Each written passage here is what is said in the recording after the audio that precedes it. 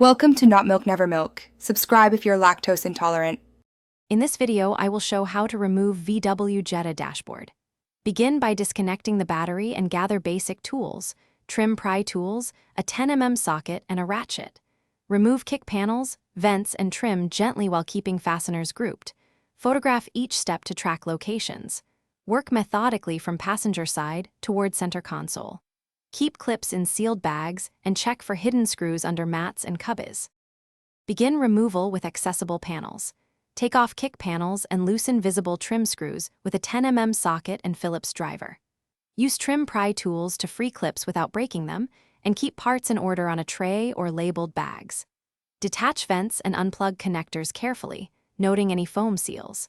Photograph connector orientations and harness routing to ensure correct reconnection during reassembly and to prevent wiring damage.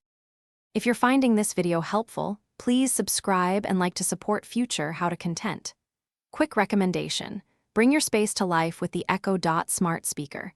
It's a compact way to play music, get hands-free help while you work, and set timers when doing detailed disassembly.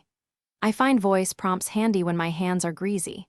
Check the description for the link and other deals. Now let's get back to the video.